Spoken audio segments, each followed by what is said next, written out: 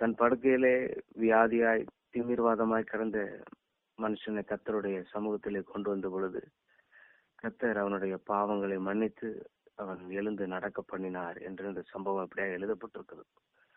நம்முடைய வாழ்க்கையில கூட அநேக காரியங்களில் நம்முடன் நடந்து கொண்டிருக்கிறோம். பல சூழ்நிலைகள் வழியாய் நடந்து கொண்டிருக்கிறோம். பல அனுபவங்கள் வழியாய் நடந்து கொண்டிருக்கிறோம். கண்ணீரின் வழியாய் நடந்து கொண்டிருக்கிறோம். அழுகின் பள்ளத்தாக்கை உருவ நடந்து அதை நீரூற்றாக்கி கொள்கிறார்கள் என்றெல்லாம் நாம் பார்க்கிறோம். அழுகினுடைய பள்ளத்தாக்கு இருக்கலாம். பலவிதமான கஷ்ட சூழ்நிலைகளில் நடந்தாலும் கர்த்தர் அதை நீரூற்றாய் மாற்றுகிற தேவன் நமக்குள் இருப்பதற்காக கர்த்தரை நான் நன்றியோடு ஸ்தோத்திரிக்கிறேன். இதிலே ஒரு சில காரியங்கள், இந்த உலகத்துல அநேக ஜனங்கள் பல விதங்களில் நடக்கிறார்கள். ஆனால் இந்த கர்த்தருடைய பிள்ளைகள் நாம் நடக்க வேண்டிய ஒரு சில முறைகள் வேதத்திலே கர்த்தர் எழுதி வைத்திருக்கிறார். அதுல ஒரு சில காரியங்களை மாத்திரம் நான் ஞாபகப்படுத்தி இந்த செய்தியை முடிக்க வாஞ்சிக்கிறேன். கர்த்தருக்கு மகிமை உண்டாகட்டும். 2 கொரிந்தியர் 5வது அதிகாரம் 6வது வசனத்துல வாசிக்கும் பொழுது, தரிசித்து நடவாமல் விசுவாசித்து நடக்கிறோம் என்று பவுல் சொல்லுகிறார். இப்ப விசுவாசித்து நாம் நடக்கும் பொழுது உண்மையாகவே ஆண்டவர் அதன் மூலமா அநேக நன்மைகளை நமக்கு தருகிற தேவனாய் இருக்கிற ஆபிரகாம் பார்த்து கர்த்தர் சொல்லுகிறார், தேசத்தினுடைய நீளம் அகலம் எம்மட்டோ அம்மட்டும் நடந்து திரி, அதை நான் உனக்கு தருவேன் என்று சொல்லி கர்த்தர் அதை தந்ததை நாம் பார்க்கிறோம். அதுபோல ஆபிரகாமுடைய வாழ்க்கையில விசுவாசம் இருந்தாதான் அந்த விசுவாசத்தை தன்னுடைய லைஃப்ல அவன் காட்டினான். அதுபோல நம்முடைய வாழ்க்கையிலையும் விசுவாசம் இருந்தாலும் அதை நம்முடைய ஜீவியமாக்கிக் கொள்ள வேண்டும். மத்தேயு 14:29 வாசிக்கிறோம், பேதுரு கடலின் மேல் நடந்தான் என்று பார்க்கிறோம். கடல் ஆழமான ஒரு காரியம். ஆனாலும் கர்த்தரை பார்த்து அவன் விசுவாசித்து கடல்ல நடந்தான் என்றெல்லாம் வாசிக்கிறோம். இப்படி விசுவாச ஜீவியத்தில் அநேக பரிசுத்தவான்கள் நடந்திருக்கிறார்கள். கர்த்தரை மாத்திரம் சார்ந்து நடந்து நல்ல போராட்டத்தை போராடி கர்த்தருடைய சமூகத்தில் போய் சேர்ந்திருக்கிறார்கள். நம்முடைய வாழ்க்கையிலும் கூட விசுவாசத்திலே நடக்கிற ஒரு அனுபவத்தை நாம் செய்ய வேண்டிய ஒரு கட்டாயமாய் காணப்படுகிறது. விசுவாசம் வரும் பொழுதுதான் ரட்சிப்பு அதுல தெரிய செய்கிறது. விசுவாசம் ரட்சிப்பும் சேர்ந்தே வருகிறது. கிருபையோட விசுவாசம் சேர்ந்து வருகிறது. கிரியை இல்லாத விசுவாசம் செத்ததா இருக்கிறது என்றெல்லாம் நான் வாசிக்கிறோம். 2 பேதுரு 1:7 வாசிக்கும் பொழுது பல 7 காரியங்கள் அதுல சொல்லப்பட்டிருக்கிறது. இச்சையடக்கம், தேவ பக்தி, அன்பை கூட்டி வழங்குங்கள், இது நமக்கு ஆசீர்வாதமா இருக்கும் என்று நாம் வாசிக்கிறோம். கிருபை, தைரியம், விசுவாச அறிக்கை, ஞானம், பொறுமை, தேவ பக்தி, அன்பு, இப்படி விசுவாசத்தோடு சேர்ந்து நாம் நடக்கும் பொழுது இப்படிப்பட்ட அம்சங்களை கர்த்தர் நமக்கு கருக வல்லமையுள்ள தேவனாய் இருக்கிறார். அடுத்ததாக பார்க்கும் பொழுது பரிசுத்தத்திலே நாம் நடக்க ஆண்டவர் விரும்புகிறார். ஏசாயா 35 அதிகாரம் 8வது வசனத்துல நாம் வாசிக்கும் பொழுது, அங்கே பெரும்பாதையான வழி இருக்கிறது, அது பரிசுத்த வழி, தீட்டுள்ளவன் அதிலே நடந்து வருவதில்லை, அந்த வழியில் நடக்கிறவர்கள் பேதைகராக இருந்தாலும் திசை கெட்டு போவதில்லை என்று வாசிக்கிறோம். அங்கே சிங்கம் இருப்பதில்லை, துஷ்ட மிருகம் அங்கே போவதும் இல்லை, அங்கே காணப்படவும் மாட்டாது, மீட்கப்பட்டவர்களே அதில் நடப்பார்கள் என்று வாசிக்கிறோம். இந்த உலகத்துல அநேகரை பார்க்கிறோம். பலவிதமான சொந்த வழியில, சுய வழியில, விருப்பமான வழியில தங்களுடைய வாழ்க்கையை தெரிந்து கொள்கிறார்கள், தங்களோட வேலைகளை தெரிந்து கொள்கிறார்கள், தங்களுடைய போகிற வழியை தெரிந்து கொள்கிறார்கள். ஆனால் கர்த்தர் இந்த இடத்துல ஒரு பரிசுத்த வழியை நமக்கு வைத்திருக்கிறார். அந்த வழி ஒரு இடுக்கமான வழியா இருந்தாலும் அதன் வழியா கடந்து செல்லும் பொழுது நாம் பேதையராய் இருந்தாலும் திசை கெட்டு போவதில்லை என்று நாம் வாசிக்கிறோம். அது ஒரு தூய வழியாய் காணப்படுகிறது. அந்த வழியிலே நடக்கும் பொழுதுதான் மீட்கப்பட்டவர்களாய் நாம் காணப்படுகிறோம். மீட்கப்பட்டவர்களும் அதில் நடப்பார்கள் என்று வாசிக்கிறோம். அப்படி நடந்து வருகிறவர்கள், கர்த்தரால் மீட்கப்பட்டவர்கள் திரும்பி ஆனந்த களிப்புடன் பாடி சியோனுக்கு வருவார்கள். நித்திய மகிழ்ச்சி அவர்கள் தலைமேல் இருக்கும். சந்தோஷம், மகிழ்ச்சி அடைவார்கள். சஞ்சலம், தவிப்பு ஓடிப்போம் என்று வாசிக்கிறோம். அப்போ ஒரு மீட்கப்பட்ட ஒரு வழியிலே நாம் நடக்கும் பொழுது, ஒரு பரிசுத்த வழியிலே நடக்கும் பொழுது, சங்கீதம் 1வது அதிகாரம் 6வது வசனத்துல கர்த்தர் நீதிமான்களின் வழியை அறிந்திருக்கிறார் என்று வாசிக்கிறோம். துன்மார்க்கிற வழியோ அழிந்து போவோம் என்று வாசிக்கிறோம். நம்முடைய வழி இந்த காலை வேளையிலே நாம் புதிய நாளிலே நாம் பிரவேசித்திருக்கிறோம். நம்முடைய வழியை நாம் சீர்தூக்கி பார்ப்போம். அந்த வருஷத்தினுடைய கடைசி நிமிஷங்களிலே நாம் வந்திருக்கிறோம். புதிய வருஷத்துல பிரவேசிக்க போகிறோம். நம்ம எதில் நடந்து கொண்டிருக்கிறோம், எப்படி ஜீவித்துக் கொண்டிருக்கிறோம், இனி எப்படி ஜீவிக்க போகிறோம், கர்த்தர் எப்படிப்பட்ட ஜீவியத்தை, எப்படிப்பட்ட வழிகளை நமக்கு ஏற்படுத்தி தந்திருக்கிறார் என்ற காரியத்தை நாம் சிந்தித்து அதன்படி நடப்போம். இந்த பிரசங்கத்தினுடைய தலைப்பு நடந்து பாருங்கள்.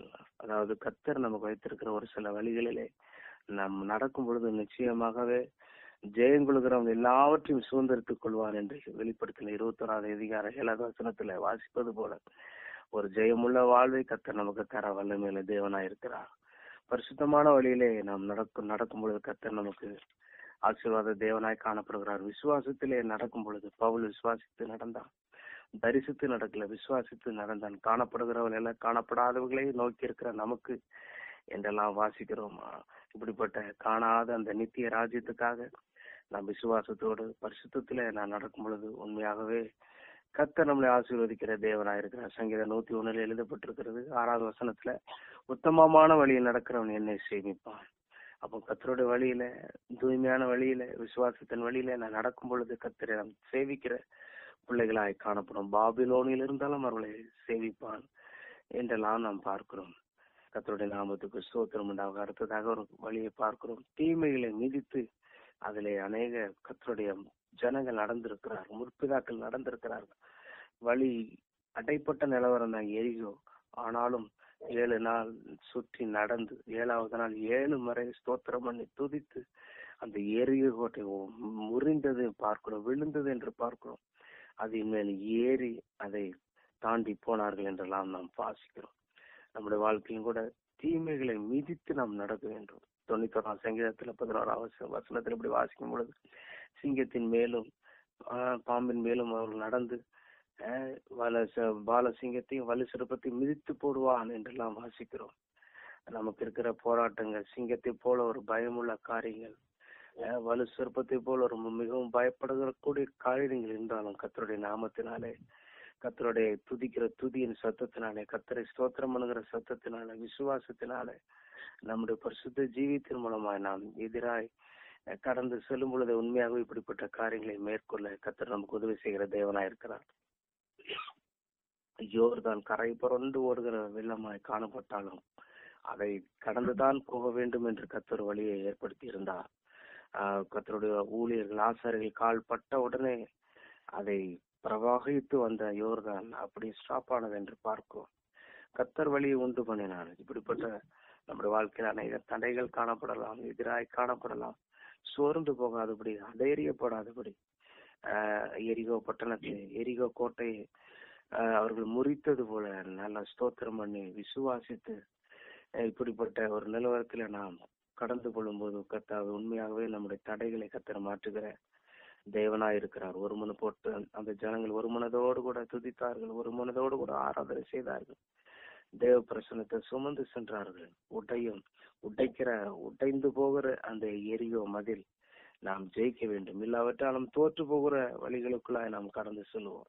அந்த 91 சங்கீதத்தின் கடைசி வசனம் இப்படியா எழுதப்பட்டிருக்கிற, நீடித்த நாட்களால் அவர்களை திருப்தியாக்கி என் ரட்சிப்பை அவர்களுக்கு காண்பிப்பேன் என்று கர்த்தர் சொல்லுகிறார். இப்படிப்பட்ட சிங்கத்தை மேலும் விரியன் பாம்பின் மேலும் நாம் நடந்து இப்படிப்பட்ட அனுபவத்தை நாம் நீரூற்றாக்கி கொண்டு நாம் நடப்போமானால் நீடித்த நாட்களாய் கர்த்தர் நம்மளை திருப்தியாக்குகிற தேவனாயிருக்கிறார். அவருடைய ரட்சிப்பை நமக்கு காண்பிக்கிற தேவனாயிருக்கிறார். ஆதியாகமம் 3வது அதிகாரம் 15வது வசனத்துல பிசாசின் தலையை இயேசு நசுக்கி இருக்கிறார். ஒரு ஜெயத்தின் தேவன் நமக்குள்ள இருக்கிறார். எனவே ஆவியில நிறைந்து ஸ்தோத்திரம் பண்ணி ஜெபித்து கிருபைகளை பெற்று வரங்களை பெற்று வல்லமையில நிரம்பி சத்துருவின் கிரிகள் எல்லாவற்றையும் மேற்கொள்ள கர்த்தர் நமக்கு உதவி செய்கிற தேவனாயிருக்கிறார். அநேகர் போராட்டத்துல விழுந்து போயிடுறாங்க. ஆனா கர்த்தருடைய ஜனங்கள் அநேகர் போராட்டத்துல ஜெயித்திருக்கிறார்கள். சாத்ராக், மேஷாக், ஆபேத்நேகோ இவர்கள் தலை மாத்திரம் நிமிர்ந்திருந்தது அந்த போராட்டத்துல. எல்லாரும் விழுந்து வழங்கிட்டாங்க விக்கிரகங்களே. இவர்கள் நிமிர்ந்து நின்றார்கள். ஆனாலும் கர்த்தர் அவர்களை வெட்கப்படுத்தல. அந்த கஷ்டமான அக்கினியான சூழ்நிலையில் கூட கர்த்தர் 4வது நபராய் உலாவி அவர்களை விடுதலை பண்ணினார் என்று வாசிக்கிறோம். தானியேல் சிங்க கதி ஆயத்தமாக்கப்பட்டிருந்தது. ஆனாலும் அதை மேற்கொண்டான், தீமையை மேற்கொண்டு அதுல ஜெயித்தார் என்று வாசிக்கிறோம். 40 நாட்கள் கோலியாத்து சவால் விடுறான். ஆனாலும் அந்த தாவீது பயப்படல, இயேசுனுடைய நாமத்தை கொண்டே அவனை மேற்கொண்டான் என்றெல்லாம் வாசிக்கிறோம். இப்படி கர்த்தருடைய பிள்ளைகளை நாம் இந்த காலை வேளையில தீமைகளை மிதித்து, சத்துருவின் கிரிகளை மிதித்து, சிங்கத்தின் மேலும் விரியன் பாம்பின் மேலும் நீ நடப்பா என்று கர்த்தருடைய வாக்குத்தத்தம் இன்றைக்கு நமக்கு உண்டாயிருக்கிறது.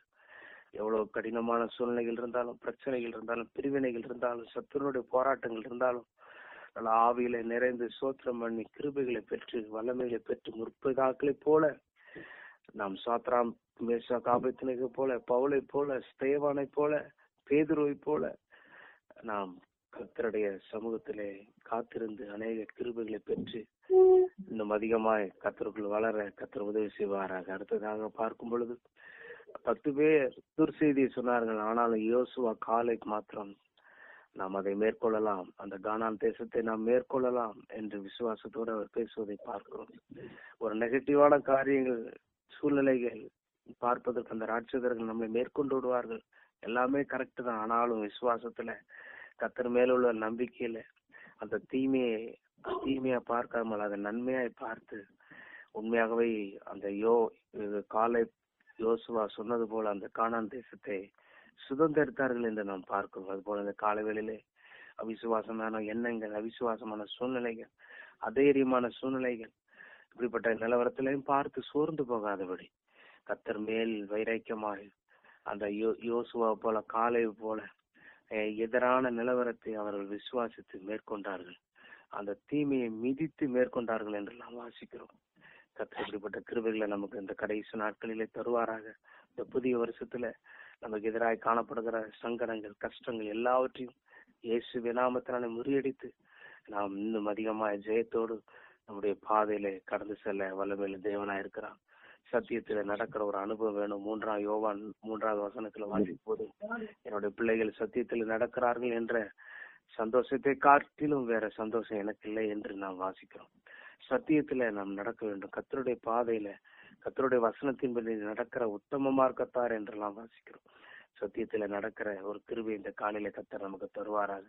அடுத்ததாக ஆழத்தின் மேல் நடக்கிற ஒரு அனுபவம், ஆழத்தில் தேவ சமூகத்துல, தேவ பிரசன்னத்துல நடக்கிற ஒரு அனுபவம். யாத்ராங்க புஸ்தகத்துல அந்த இஸ்ரவேல் ஜனங்கள் 19வது அதிகாரத்துல அந்த செங்கடல் நடுவாக அவர் கடந்து சென்றார்கள் என்று பார்க்கிறோம். அந்த செங்கடலிலே நடுவிலே அவர்கள் நடந்து சென்றார்கள். 2 புறமும் மதில் போன்ற அந்த தண்ணீர் இருந்தது. ஆனால் நடுவிலே எந்த கஷ்டமும் இல்லாதபடி அந்த வெட்டாந்தரையில நடப்பது போல அவர்கள் நடந்து அந்த செங்கடலை கடந்து போனார்கள் என்று வாசிக்கிறோம். இது ஒரு ஆழத்தில் நடக்கிற ஒரு அனுபவம். ஆழத்தில் என்பது தேவ பிரசன்னத்தில் நாம் ஜீவிக்கிற அனுபவம். யோனா தேவ சமூகத்தை விட்டு போனான், ஆனால் அநேக வேதனைகளை அவன் பட்டான் என்று பார்க்கிறோம். பார்வோன் வரலாம், பார்வோன் விரட்டி வரலாம், ஆனாலும் கர்த்தரை மாத்திரம் நம்பி, கர்த்தரை மாத்திரம் விசுவாசித்து அந்த செங்கடலை பிளந்து செங்கடல் வழியாக கடந்து அந்த கானான் தேசத்தை பிடித்தார்கள் என்பது போல நம்முடைய வாழ்க்கையில யோர்தானின் அனுபவம் செங்கடல் போல இருந்தாலும் அந்த ஆழத்தில் தேவ பிரசன்னத்துக்கு நாம் நிறைந்து அந்த ஆழத்துக்குள்ள நடக்கிற ஒரு அனுபவத்தை கர்த்தர் நமக்கு தருவாராக. ஆதாமும் ஏவாளும் கர்த்தருடைய சமூகத்தில் இருந்தார்கள், ஆனாலும் விட்டார்கள். வேதனையான ஒரு சூழ்நிலைக்குள்ளாய் அவர்கள் தள்ளப்பட்டார்கள் என்று வாசிக்கிறோம். இந்த கால வேளையில பிரசன்னத்தில் அதிகமாய் நடக்கிற அனுபவத்தை, ஒரு ஆழத்தில் நடக்கிற அனுபவத்தை கர்த்தர் நமக்கு தரும்படியாய் இந்த உலகத்தில் அநேக வழிகள் இருக்கலாம், அநேக பாதைகள் இருக்கலாம், அநேக ஒரு நன்மையான காரியங்கள் போல இருக்கலாம். ஆனாலும் அது எல்லாமே மாயை.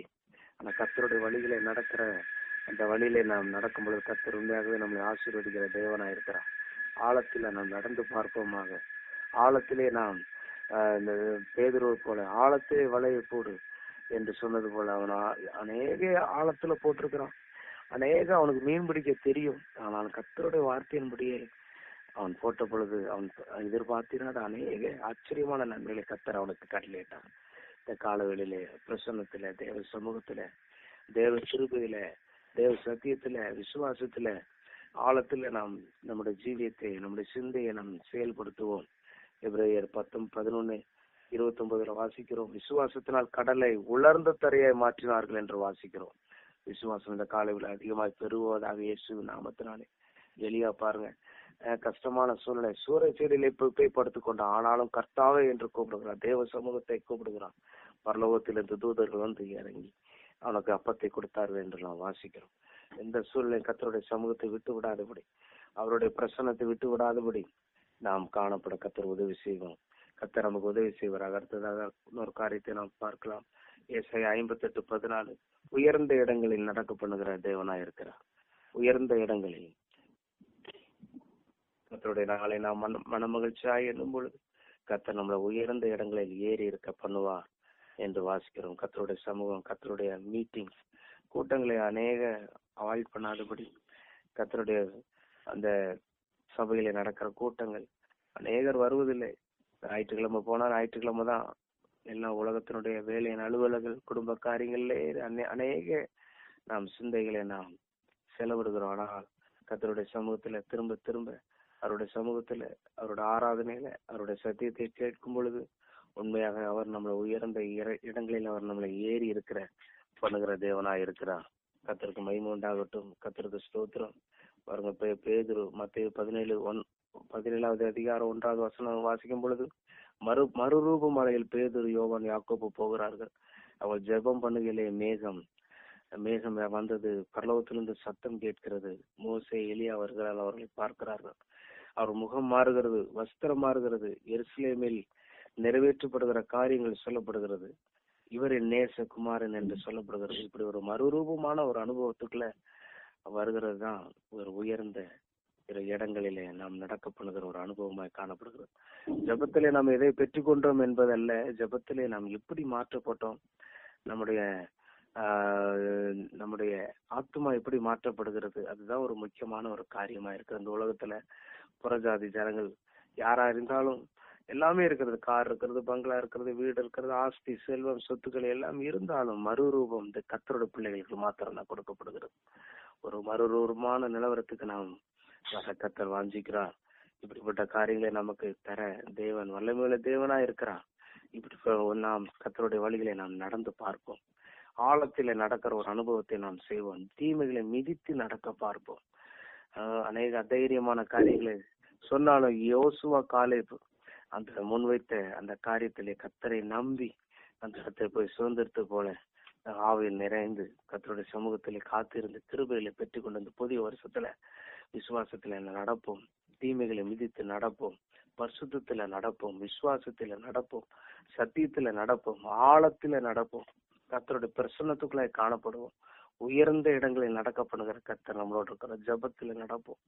எலியா கடினமான சூழ்நிலைகள்ல போனாலும் கர்த்தாவே என்று அந்த சூரிய செடியில கூப்பிட்டது போல எப்பொழுதும் தேவ சமூகத்திலே கத்தருடைய சிந்தையில நாம் காணப்படுவோம். உன்னுடைய எல்லாம் கத்தரை நினைத்துக்கொள், அப்பொழுது கத்தர் உன் பாதைகளை செவைப்படுத்துவார் என்ற வார்த்தையின்படி நாம் எங்க இருந்தாலும் எந்த இடத்துல இருந்தாலும் கத்தருடைய சிந்தையாய் காணப்படும். இந்த உலகத்தில் அநேகர் மறித்து பாதாளத்தை நோக்கி போய் கொண்டிருக்கிறார்கள். கத்தருடைய ஜனமோ நம்முடைய ஜீவியம், நம்முடைய செயல், நமக்குள்ள இருக்கிற கிருபை வல்லமைகள்லாம் ஒவ்வொரு நாளும் மலன் உண்டாக்கி அநேக ஜனங்களை ரட்சிக்க ஏதுவாக நாம் ஜீவிக்க கத்தர் நமக்கு உதவி செய்வராக. இந்த நேரத்தில் எனக்கு கொடுத்த வாய்ப்புக்காக கத்தரை நன்றியோடு சோத்திருக்கிறேன். இதை கேட்டுக்கொண்ட எல்லாருடைய வாழ்க்கையும் கத்தருடைய வல்லமை காணப்படட்டும், கிருபை காணப்படட்டும், ஆழத்தில் நடக்கிற அனுபவம் காணப்படட்டும், உயரத்தில் நடக்கிற பூமியில் உயர்ந்த இடங்களிலே ஏறி இருக்கிற பண்ணுகிற கத்தர் அந்த பரிசுத்த ஓய்வு நாளை நம்ம அசட்டை பண்ணாதபடி கத்தருடைய ஆலய காரியங்களில முக்கியத்துவம் அதிகமாய் காணப்படும்படியா இந்த புதிய வருஷத்துல நமக்கு தந்துடுவாருங்க. கத்தருக்கு மகிமை உண்டாக. ஸ்தோத்திரம்.